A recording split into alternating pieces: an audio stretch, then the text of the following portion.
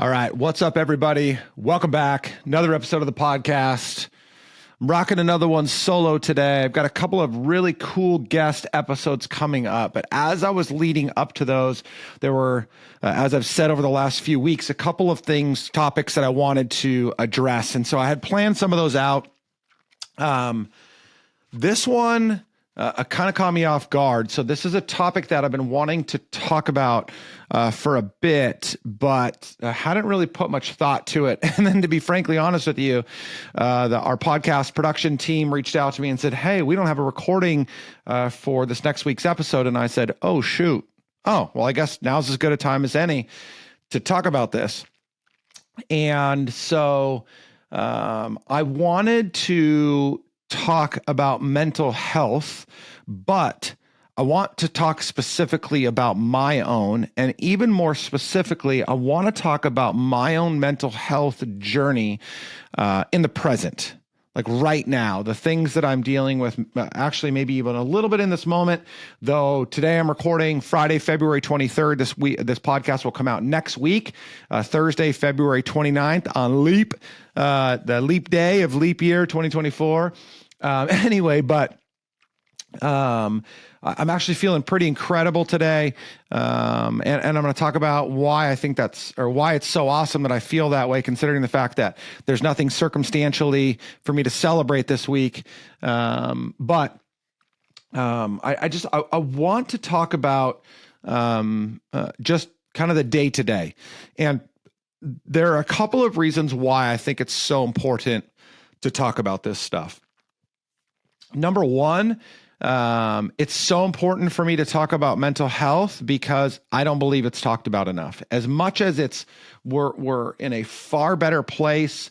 We've come a lot farther in terms of the discussion around mental health than we have ever.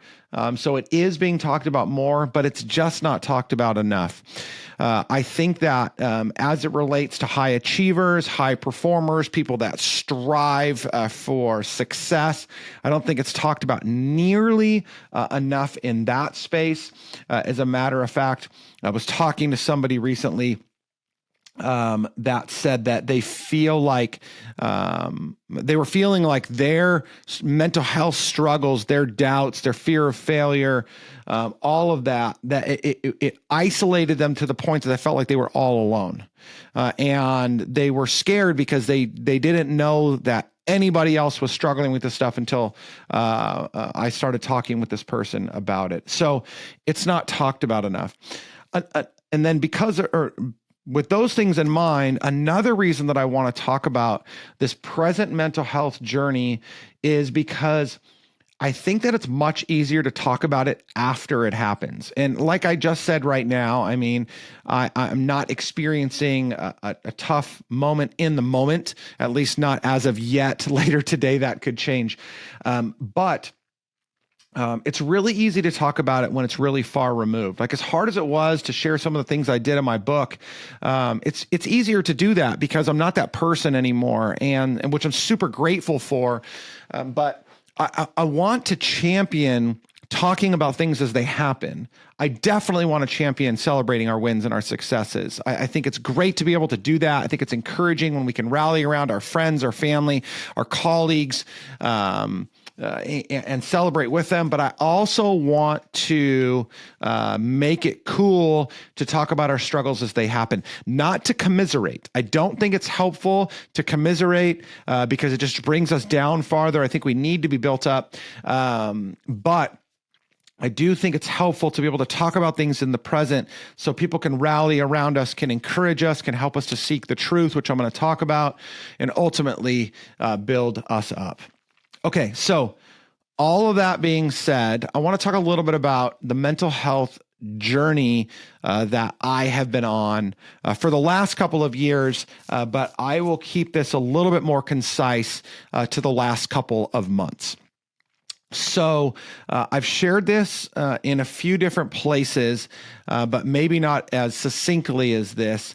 So 2023 was an incredibly difficult year for my business. We generated a decent amount of revenue. As a matter of fact, it was one of our higher revenue generating years overall. But I made less money than I've ever made since year one in my business. So year one, 2012 was my first full year in business. I got into business in late 2011, but 2012, I made about $40,000 that first year in business. That was like what I took from the business after covering expenses.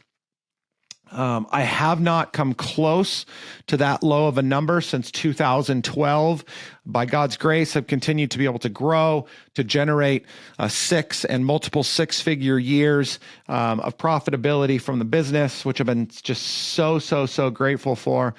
And then 2023, leading into the fourth quarter, I was about 50,000 in the hole, and I'm only sharing these things because I want to share with you what led to this kind of battle that I'm in. So I was in a hole. Though I had just recently published my book, I was still dealing with the sting of getting burned for 30 grand from my old publisher.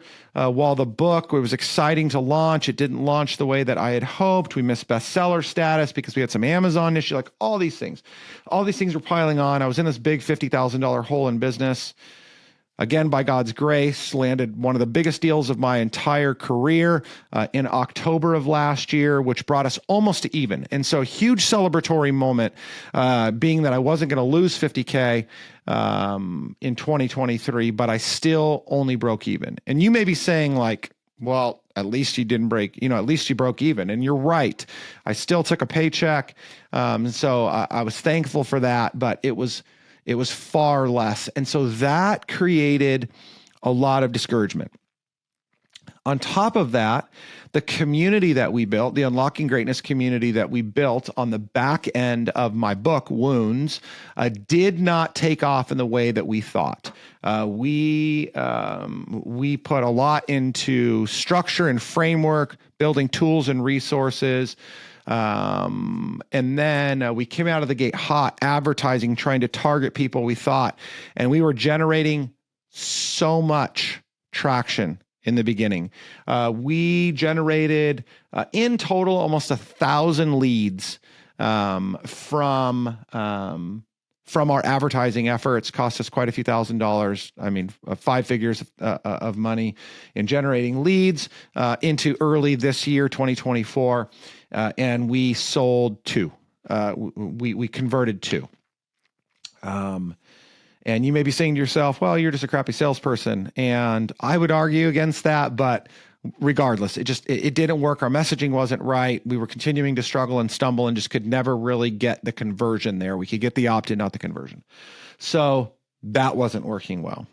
On top of that, we hired an organization to help us, Shannon and I that works with me, create more speaking opportunities for me to go out on the road, to do keynote presentations, workshops, things like that. And we hired them in November. And as of right now, they have produced zippity doodah, though we paid them a decent sum of money up front to get started. And so I'm sharing all this because it was just like stumble after stumble after stumble, failure after failure after failure. And it eats at me. And so here is where the mental health battle starts to become a reality for me. The more that I fail, the more that I don't achieve the things that I desire, the more that I start to question who I am, what I'm doing, where my skill is at, what my worth is, all of those things. Am I even capable of doing this? Why do I keep failing and yet I see all these other people winning? So I fall into comparison traps sometimes, and it puts me into some really dark spots. I just start to get really shut in. I shut down. I am by nature, I guess you'd say, a very extroverted person, and I start to feel just myself withdrawing, like I don't want to lean in. And then when I do, I can be sharp and snippy. with people sometimes. Like there's no more empathy in my communication, or very little, and it turns into just very black and white, which is my old nature, which I'm not proud of, and it can be very destructive to people, and just for myself and the environments that I'm in. So I just start to feel really down. I start to struggle and feel like it's just kind of hopeless. Not that life is hopeless. I don't go there, but just the business. And I start questioning whether or not I should even be doing this anymore. And even though to start off the year, I landed and was able to execute on 4 awesome speaking gigs in which I got amazing feedback. I got paid good money to do them. It's like they weren't enough, because the darkness of my mental health struggle was overpowering the light of the wins and the positive circumstances. And I'm sure for many of you, you can feel that, right? It's like you can have all of these positive things happen, and one negative thing happens, and it seems to poison it all. And so I find myself there. And from there, I start to just doubt other things about myself. My marriage, you guys have heard me say this so many times, is incredible. I've been married to my wife, Michelle, for almost 23 years. As a matter of fact, March 18th is going to be our 23-year wedding anniversary. I'm so pumped to be able to say and celebrate that. We have an incredible marriage. We rarely ever disagree. Don't raise our voices at each other. Like, things are just so awesome. We love being around each other.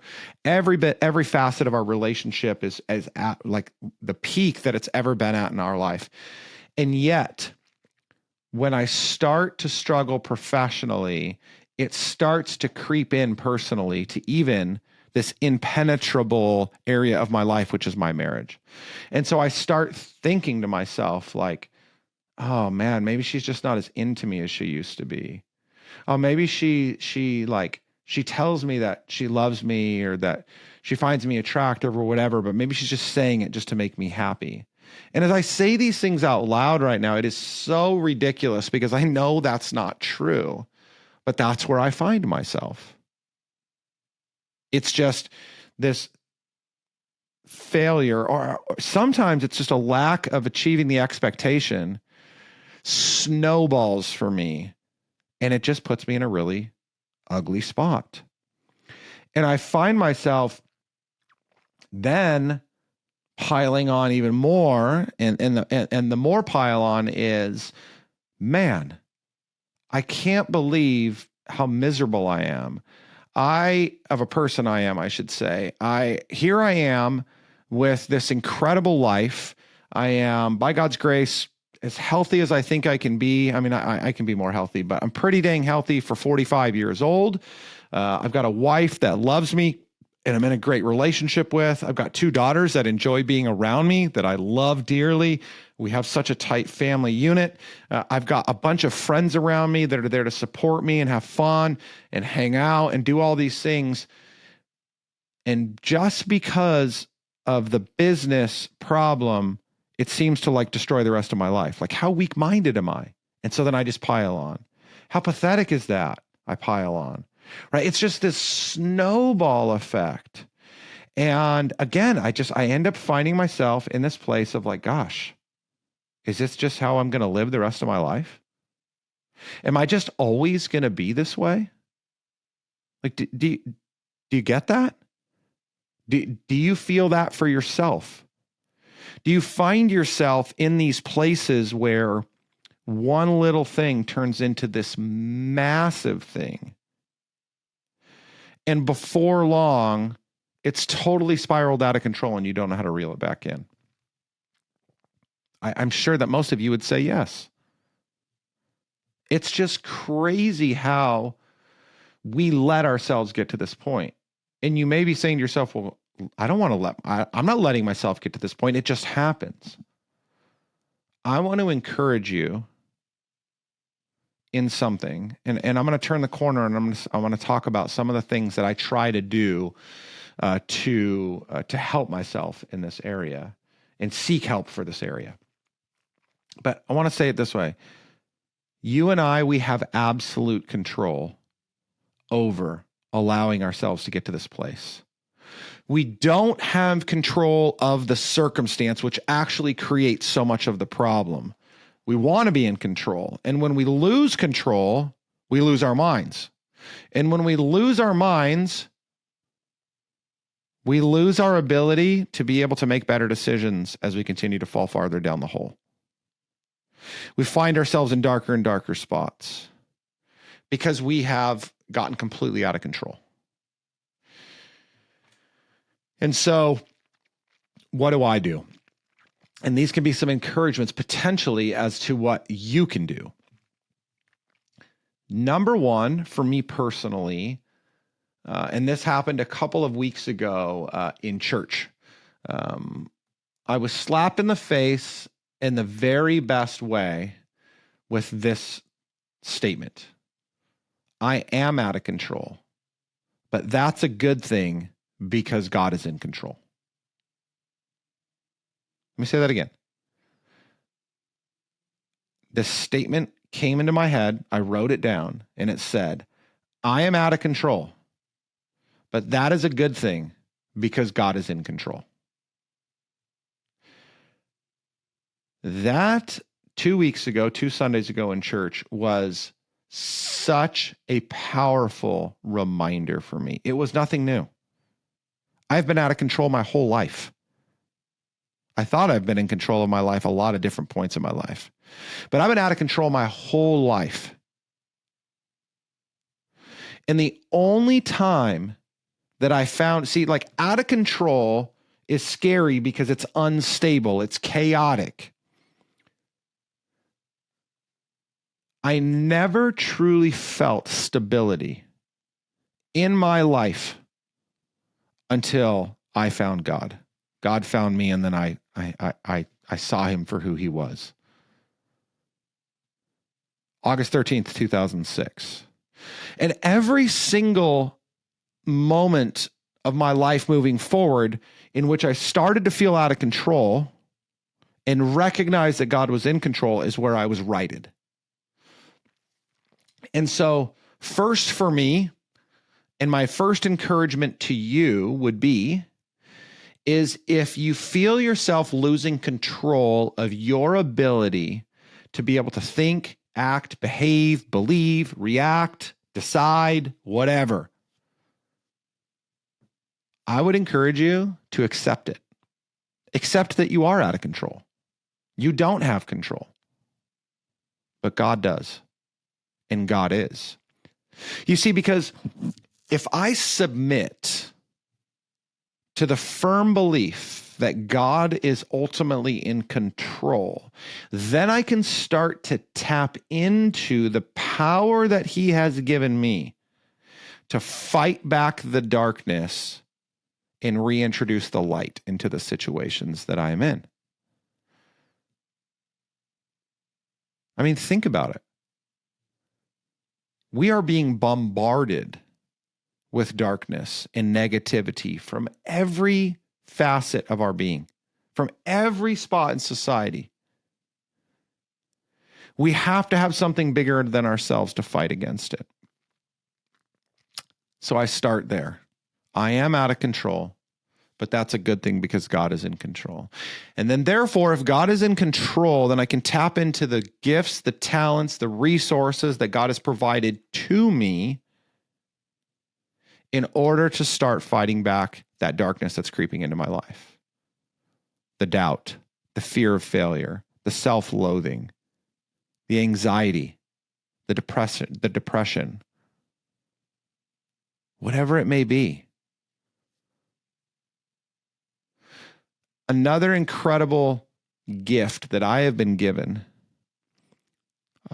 are some profound friendships.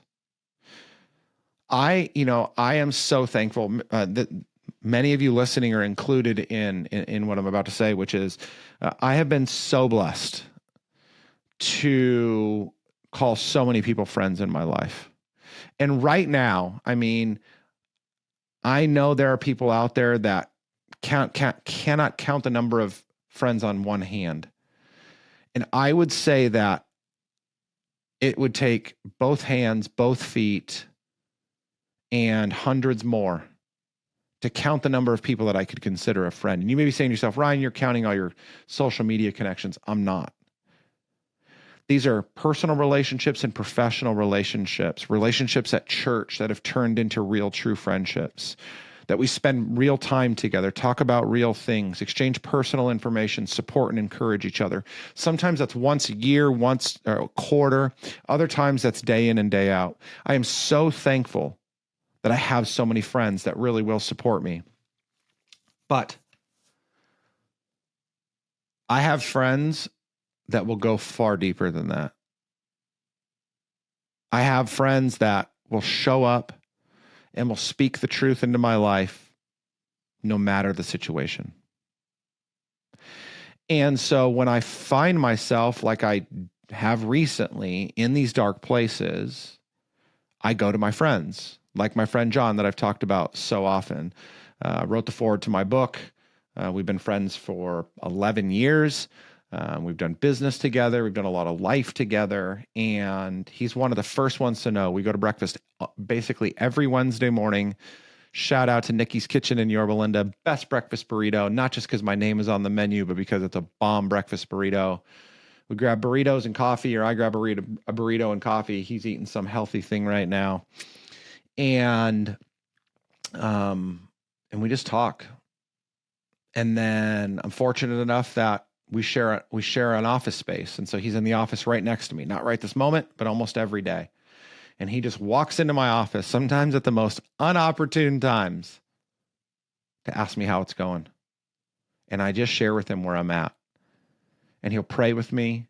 He'll speak the truth to me. He'll help bring me back to her. He doesn't snap me out of my funk in a moment, at least most oftentimes not. But he's just there to help me take the next step forward instead of continuing to take steps backwards. And so I would encourage you to find that friend, to find that resource that will be there to step through your moments of darkness, your seasons of darkness, your battles with mental health. Community is so incredibly valuable and necessary as we live our life. And sometimes it's never more valuable than it is in the middle of a mental health crisis, because we need people to lift us up, to shield us from more darkness, to support us, to encourage us, to love on us. It's so, so valuable. So I'm thankful for that. And thirdly, I'm thankful that, as I shared in the introduction to my book, Wounds, April of 2019 was the first time I recall having a mental health battle, and that was an anxiety attack. And I outlined that story completely. But I never remember having an issue like that before. Definitely never really like an anxiety attack or anything like that. But I never really like dealt with mental health issues.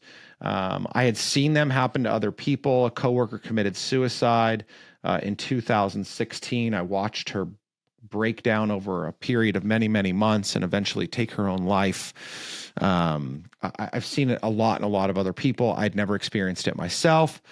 But I'm actually thankful for 2019, April 2019, and that anxiety attack specifically, because it brought to light something that I never believed possible in my own life. And it was that I could deal with the struggles of mental health.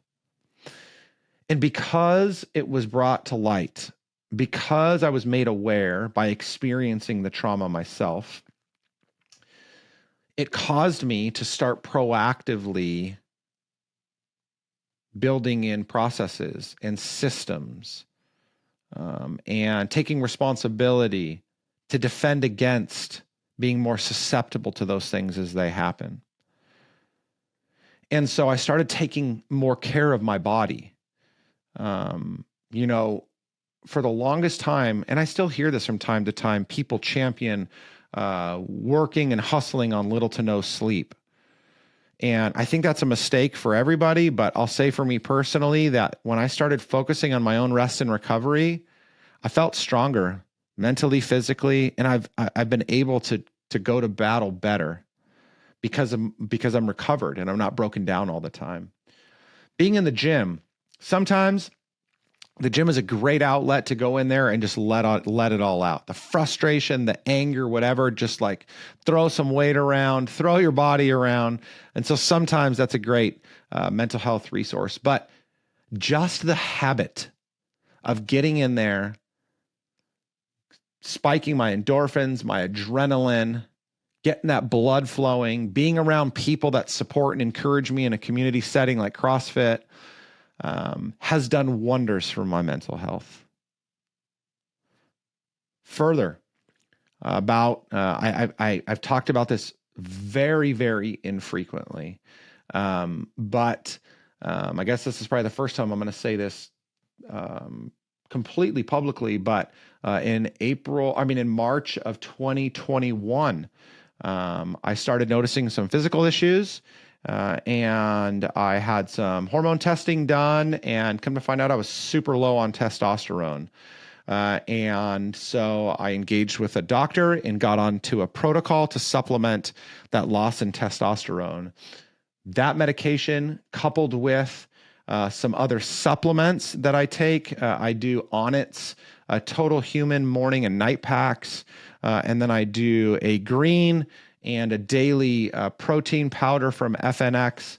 And those have been incredibly beneficial. That combination of all those things, along with bi-monthly blood testing and biometric screening, has all helped incredibly for me to keep my health, my whole health, high enough on the physical side to, again, not get broken down and be more susceptible to the mental battles that I will face, to the negativity. And again, I just said that I've been doing all this stuff for many years, and yet I still experience it. So I'm not saying this is foolproof. I'm not saying that this is going to make this stuff go away. I'm just saying that it's all helping me to better battle it.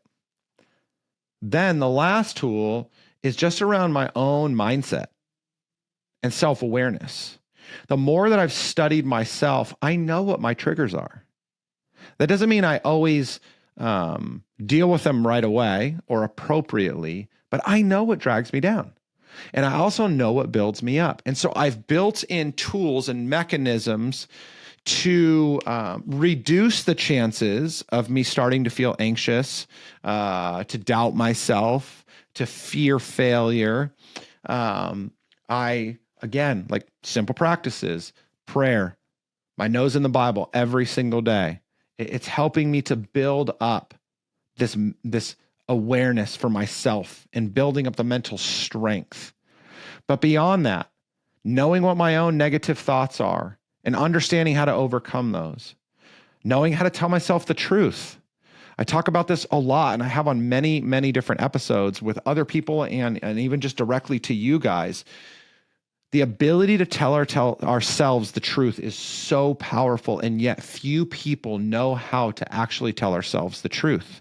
We buy into too many lies that we tell ourselves, and we don't know how to get out of it. Now, that's why it's great to have a good friend, a mentor, a mastermind, or a coach that can help to tell you the truth as well. But you need to have those tools for yourself. This is one of the things that I do.